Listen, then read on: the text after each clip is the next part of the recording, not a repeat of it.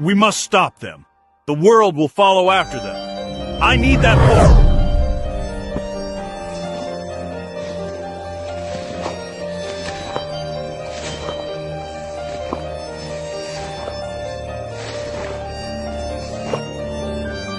The new Torah movement is a threat to our agenda.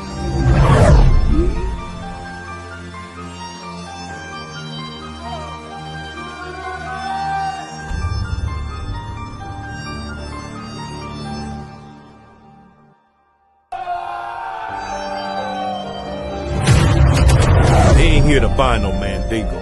They here to free the people.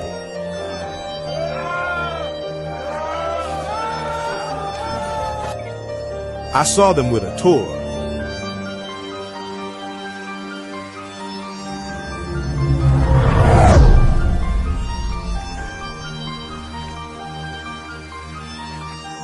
I'm gonna need that book. You hear me? Where is it?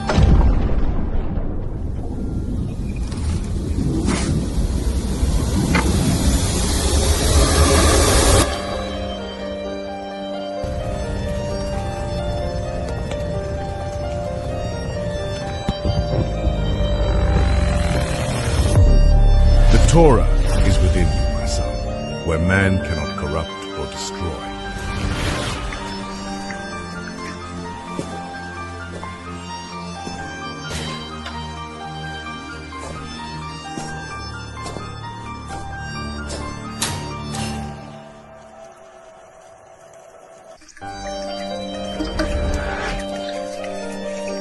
A storm is coming. The earth shall be covered in fire, because the hearts of man has fallen.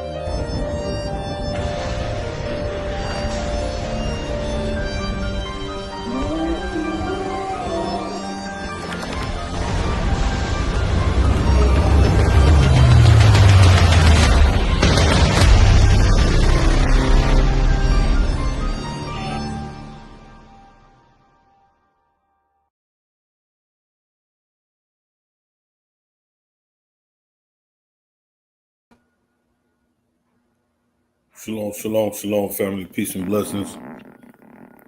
This is Elder Uriah, aka Black Sage, coming to you live from the New Torah Movement channel by way of the Black Saga clan, giving all praises to the God of Abraham, Isaac, and Jacob, and to our ancestors, and to Yahushua, Yeshua, some who even call him Jesus the Christ, who showed us how to walk out the Torah circumspectly. Peace and blessings to all. I hope I got a late start again on this evening. I meant to start at 9 o'clock, but family matters. I had to attend to. So family first. So we are going to continue just a little bit. Again, we were on for about an hour and a half on last evening. We're going to do another hour. I'm going to drop the link while I'm doing this presentation. Those who would like to add to the build, I'm just going to be going through some information in regards to the false teaching, the false doctrine of the Trinity, as well as by the end of this series, we're going to be talking about tritheism as well. Yesterday, we talked about the differences in Christendom that deals with the doctrine of the Trinity, as well as tritheism. And so we're going to be talking about that. I'm just going to be sharing some information on tonight. I'm going to get right into it. There's been a lot going on. Family, if there's ever a time for you to develop a prayer life, this is that time. We don't hear a lot about that on these channels and in these spheres and areas that we deal in, especially quote unquote in this conscious, unconscious community. We don't give enough to understanding the meditative power and transformative power of prayer, right? Bringing your thoughts under subjection, not allowing anxiety and stress to set in defeat you about what's going on in the news, no matter who's been assassinated and no matter who's died in the streets. In the Black community and other communities, we see our young people and children die every day, right? And then the world, this country wants to be in upheaval when someone who's controversial as the gentleman that was assassinated today, and it wasn't assassination, clearly it was today. The country is up in upheaval, flying the flags at half mast on tomorrow, in honor of this guy's death on today. But where's the honor, right? Where is the sympathy and the outpouring of our children who are in these situations, face death daily, right? Simply because of racism and white supremacy, because of poverty. Poverty, we know, leads to crime. We know that our people in many areas and many places are oppressed. Those of us who think, we've made it out and think we're doing good, we're still under suppression. We're still under oppression in this country. Peace and blessings to you, Brother KOT, Prince of Yahweh. Peace and blessings to you, fam. Shout out to you, New Torah Movement family. Appreciate you for allowing me to come on this evening and share on your channel today. So we're going to get right into it. I won't believe the time. I just want to deal with some of the things that we started talking about on yesterday evening. So let me share my screen again. And we're going to really just pick up where we left off. I think everybody should be able to see the screen right now. It sounds good. For those of you who are listening, please put a one in the chat. First of all, like, share, and subscribe to the Black Saga Clan channel. The address is pinned at the top. Also, please subscribe to this channel. Brother KOT is doing an amazing job with the New Torah Movement family. Please like, share, and subscribe to the New Torah Movement channel. Brother KOT usually is on every Friday. He's bringing a lesson, a powerful subject and topic to edify the people. And so please like, share, and subscribe to this channel as well, New Torah Movement, and support our brother KOT. And we are going to definitely get this thing going. Peace and blessings to y'all, family. I appreciate it. FS Drathio, peace and blessings to you, family. Peace and blessings to you. It's been a minute. But please go, if you haven't already subscribed to the Black Saga Clan channel, go to the very top, and you'll see it should be pinned there. All right. But we're going to get right into this again. So again, we talked about the basis and the foundation of the false doctrine of the Trinity and how it came to be, how it infiltrated what we understood of the quote unquote gospels, right?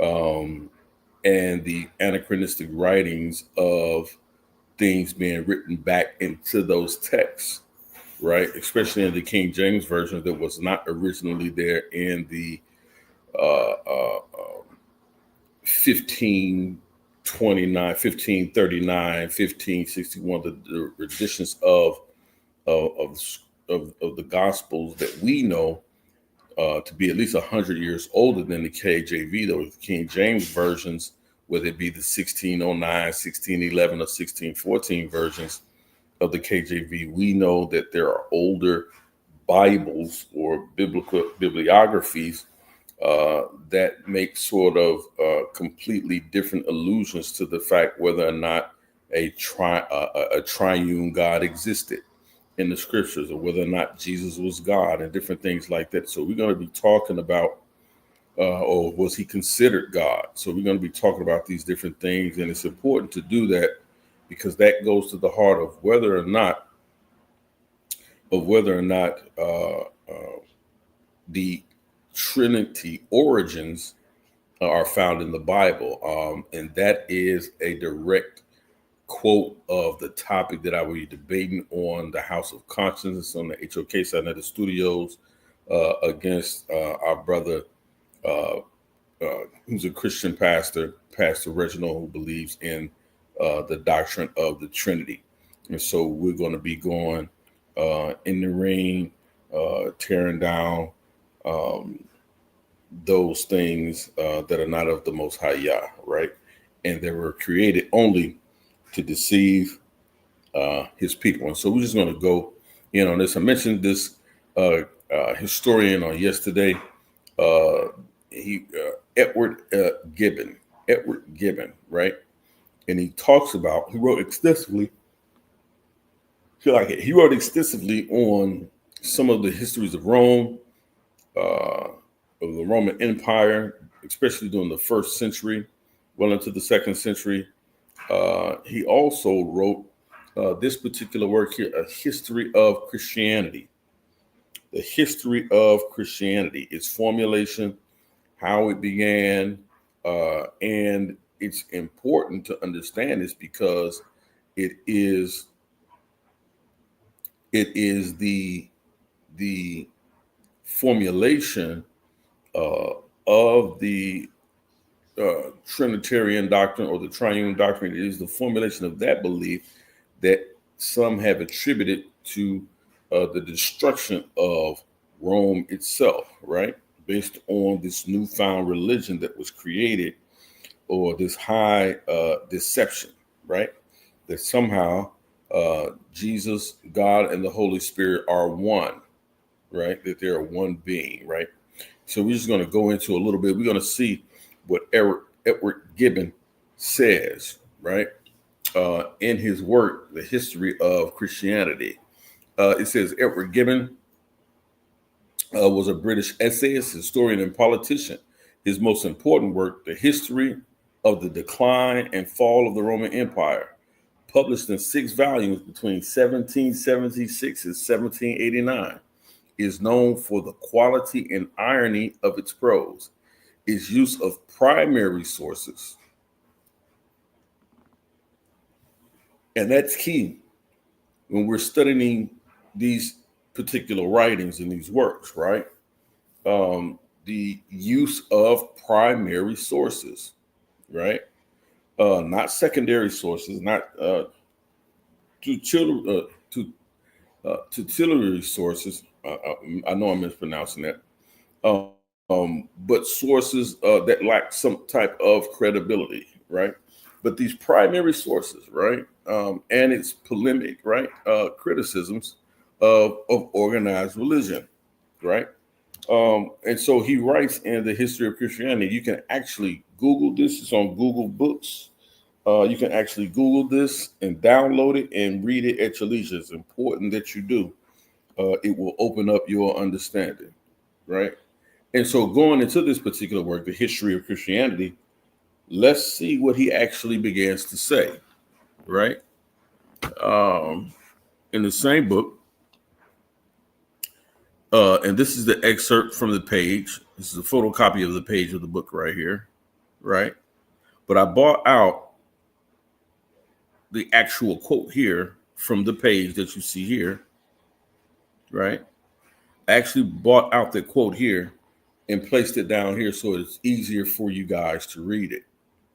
And what it says here, it says in the preference of the book by Edward Gibbon, The History of Christianity, it says, in the preference to Edward Gibbon's History of Christianity, we read, if paganism was conquered by Christianity, it is equally true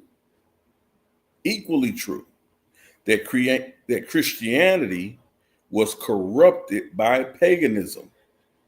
Let's read that again.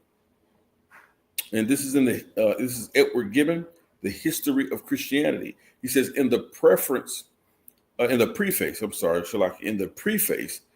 Edward Gibbon's History of Christianity, we read, if paganism was conquered by Christianity, it is equally true that Christianity was corrupted by paganism. The pure deism of the first Christians was changed. So what is he saying? That Christianity changed the original belief of the first Christians. Why does he say that? Because it clearly tells us in the New Testament writings that the followers of Yahushua, who were still Jews, who yet kept the law of Moses, they were yet followers of Yeshua, Yahushua, Jesus the Christ. But it clearly says here, right, that the pure deism of the first Christians, those were the first Christians, was changed by the Church of Rome. Watch this. We know that in the Gospels, in the New Testament, it tells us that in Antioch, the first followers of Yahushua Yeshua were called Christian in Antioch, right? But these they yet had a heavy connection to the Israelite culture. They still practice the laws of Moses. This is clear.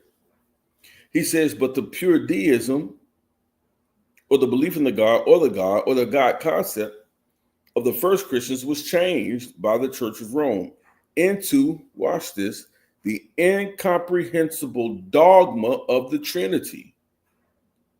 He goes on to say many of the pagan tenets invented by the Egyptians and idealized by Plato were retained as being worthy of belief. So what is he saying? He said the Catholic Church held on to some of its Kemetic beliefs. How did this happen? During the Ptolemaic period, right? When they conquered Egypt, these Greeks set themselves up as pharaohs. And they began to not only corrupt the Kemetic traditions, but they began to fuse them later on with this newfound Christianity. By the time you get to the second and third, very late first of the second and third century CE. But the caveat, the issue is that the first century Israelites, those that they first called Christian in Antioch, did they believe in a triune God? Did they believe in tritheism? Did they believe in three gods? And the answer, according to the history of Christianity by Edward Gibbons, the answer is no. They didn't believe in that. That was changed. Their idea of who Yah was or who the Most High was changed by the Church of Rome. This is what he records and writes, right? Let's continue. And this is page 1. This is from M. David Litwa, right? And he writes in his book,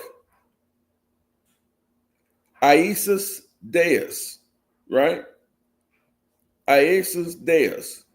And it's the early Christian depiction of Jesus as a Mediterranean God, the early Christian prediction. Now watch depiction of Jesus as a Mediterranean God, but watch what he says, right?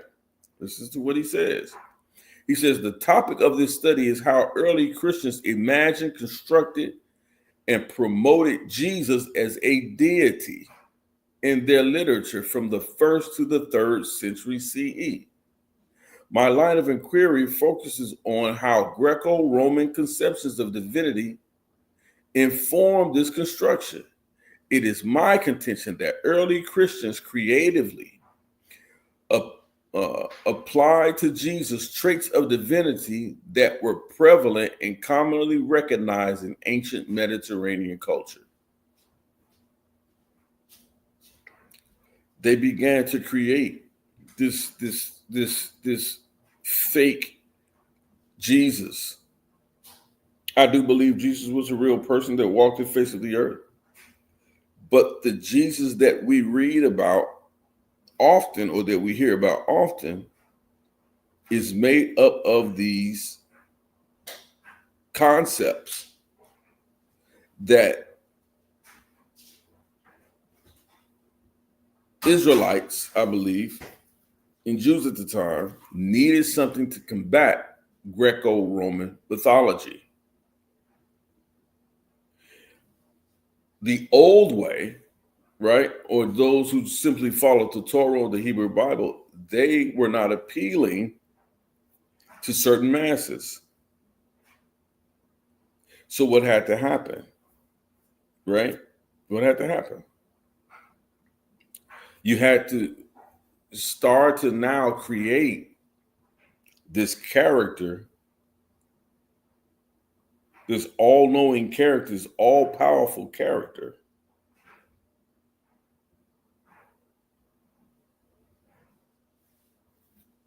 So these are the things that we have to keep in mind. So let's see what he says here. Historically speaking, I will refer to the Christian application of such traits to Jesus as the deification of Jesus Christ. Although some Christian authors cited Tiberius' attempt to deify Jesus with a kind of curious approval, it was for them, and is still for many Christians today, a theological scandal to speak of the deification of Jesus. Only a few Christians, it seems, were comfortable with the idea that Jesus became a God. So he's telling you, historically speaking, we know that this idea of Jesus becoming a God or being a God only happened after his death. Right? And then he goes on and talk about how this is something that was not known. Was not known.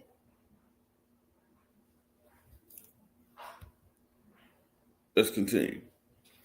Page 1, he says, in the same book, he says some disciples of Theodosius of Byzantium, for instance, said that Jesus became God when the Spirit descended on him at the Jordan, while others said that his deification occurred after he arose from the dead, according to both Pauline and Johannine traditions. However, Jesus did not become God or a God, but was originally in the form of God. That's Philippians 2, verse 6.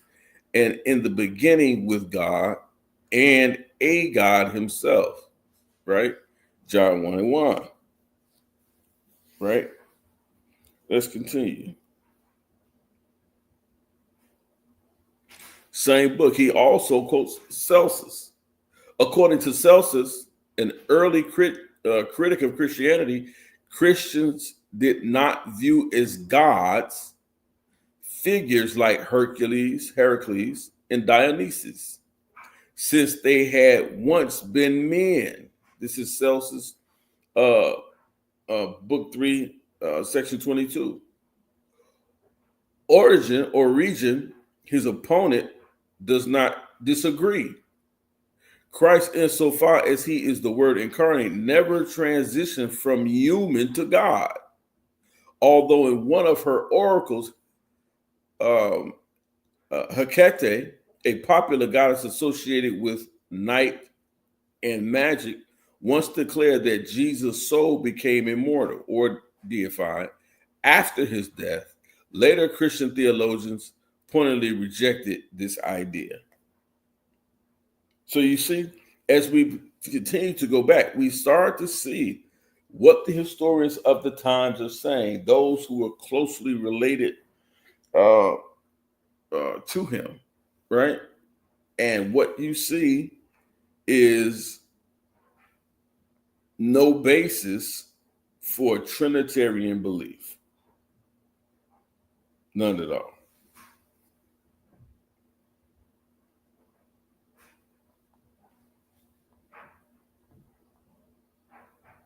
So these are the things we have to ponder about when we're listening to these things and going through these studies and having these conversations about the Trinity and and tritheism. It is a false doctrine and a false teaching. It is a high deception. A high deception. And many of our people still have to come out and have to get away from up under that because it gives false hope. Right? I'll skip over that. I'll deal with that on another day. Talks about the doctrine of the Trinity.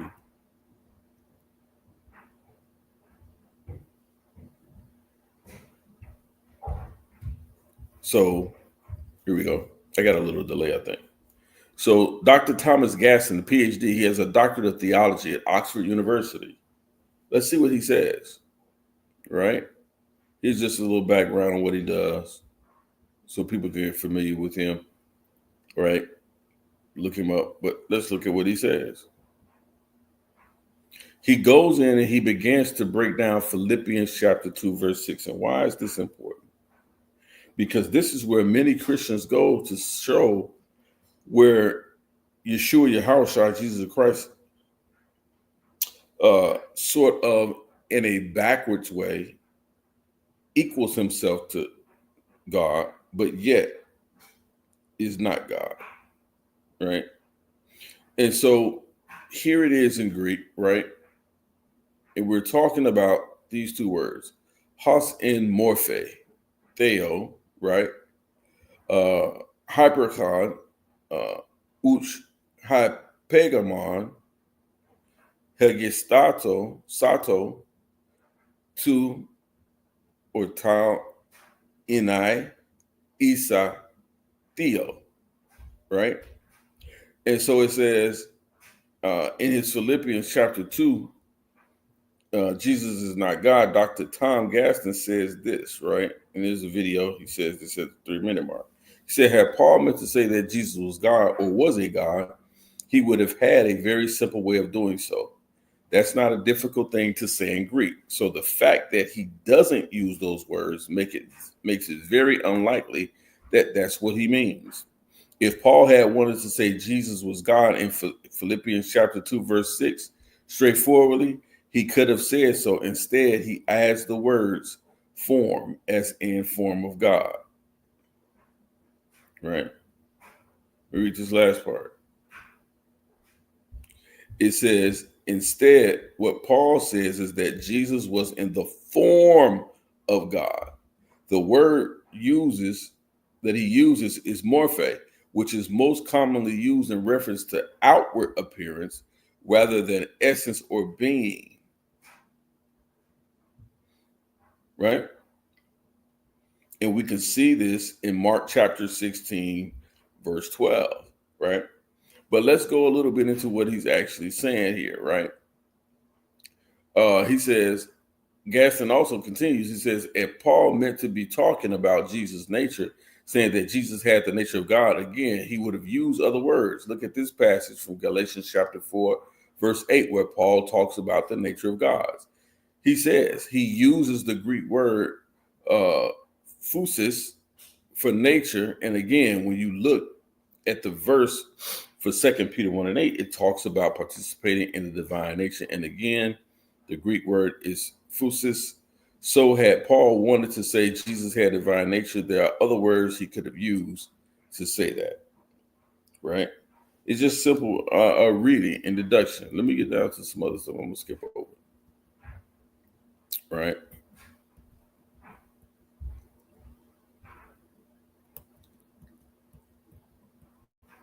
Let's see. I think this is the phone, right? And my good brother, we had a conversation not too long ago, and we brought up this slide here. It says, none of these verses support the Trinitarian delusion. That would be Deuteronomy 6 and 4, Isaiah chapter 9, verse 6 through 7, Zechariah chapter 12, verse 10. Let's see here. That's John 1 and 1, John 1 and 8, right? And so on and so on. Titus, Philippians, Matthew, right? And these deal with the earliest copies of John 1. Before we get to the 1611 version, this is one of the things I'm really going to be bringing out, right? Because it lines up the scripture along with the authors. And then in this area here, so let's keep all this in mind. I'm not going to be before you guys long. I just wanted to come up here. But I wanted to show you guys these particular slides, right? Now, before we get to a 1611, 1609, 1611, 1614 KJV, this is what people were working with, right? John chapter 1, the Tinsdale Bible, right?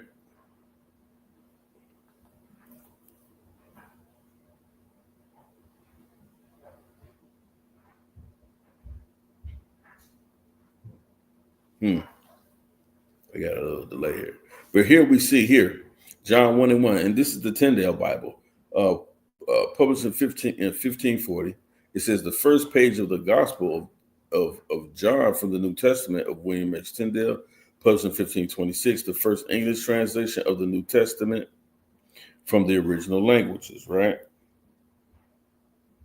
But clearly, there's something going on here that it stops, like almost cold turkey, the actual promoting and promotion of this triune deities. Let's see here.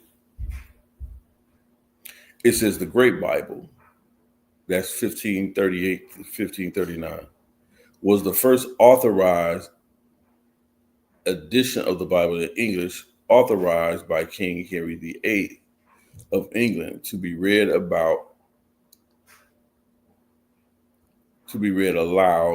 in the church services of the Church of England. It precedes the more renowned authorized version, commonly known as the King James Version. The Great Bible was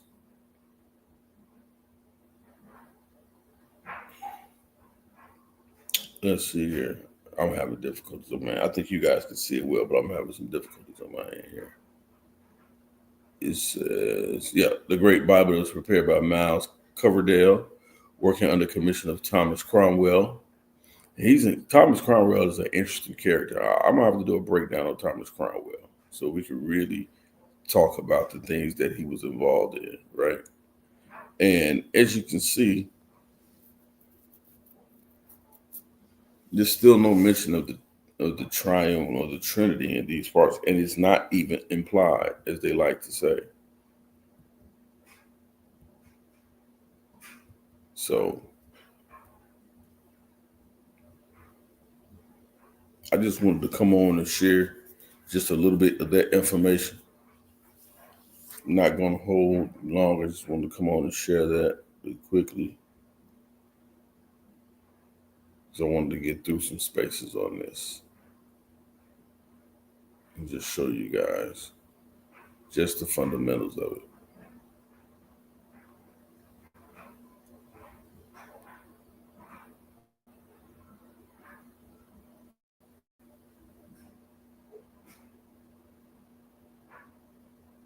Yeah, so for a second, anybody got any questions or concerns I want to add to some of the things I brought out? Let me do so before we close out. We'll be back on tomorrow and really go in on this.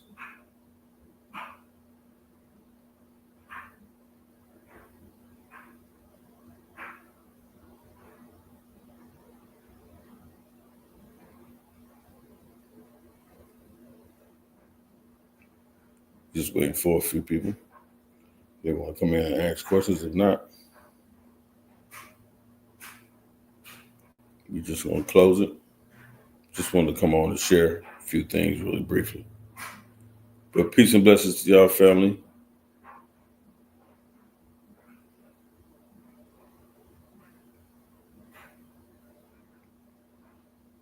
Peace and blessings, fam. Shabbat shalom. I'll be on tomorrow. We'll go through a few more. Like I said, it's very extensive. I'm putting this in book form, so you guys can have something that you can actually add to your library. So, again, peace and blessings, family. Shalom.